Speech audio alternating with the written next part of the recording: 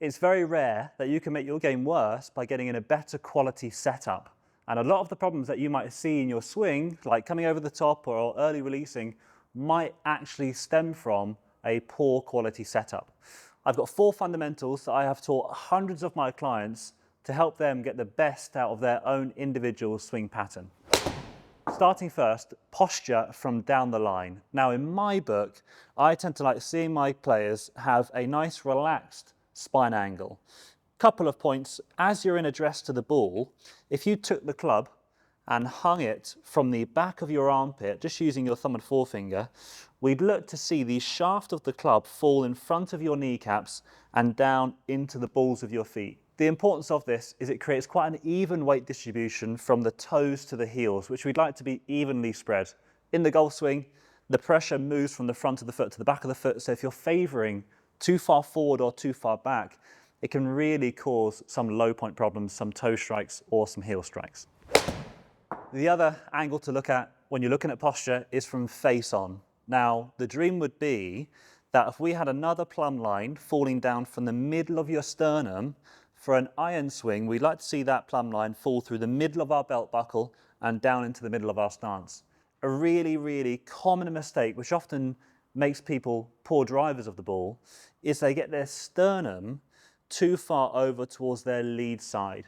And you'd be amazed at how this can start to create some reverse pivot on the way back where the chest gets left and then an over the top hand path on the way down.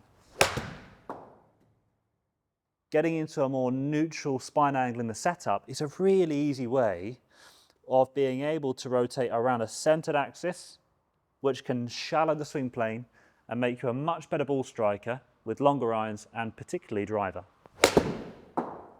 So getting in a setup where you feel the plumb line is dissecting the middle of your stance should give you the sensation that you can feel the center of the chest and the center of the pelvis almost turning around a much more centered axis and should eliminate a lot of the tilt you see at the top of the backswing. Another aspect of a good setup is how much foot flare you should have.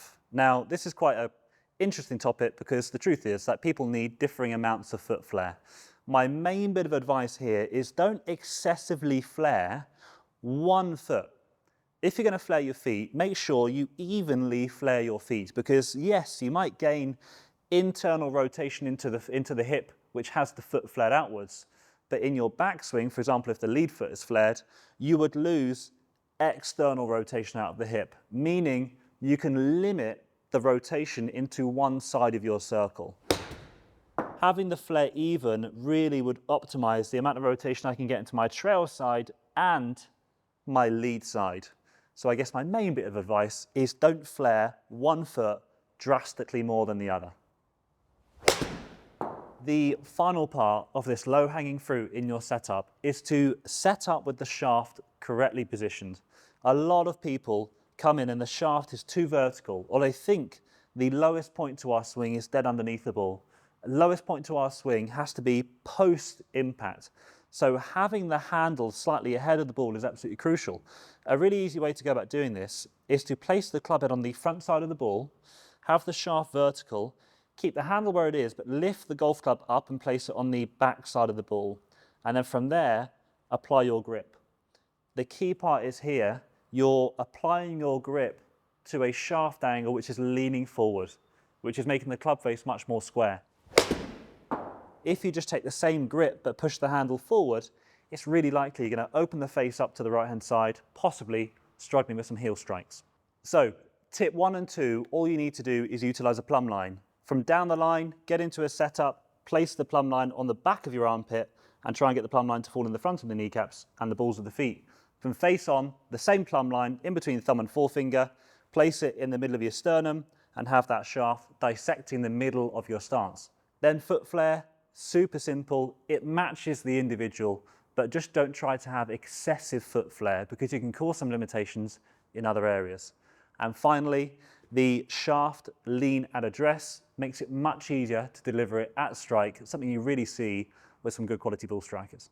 So probably things you already know, but a lot of the time we need to be reminded about stuff rather than taught stuff. So I hope it helps, and I'll see you in the next video.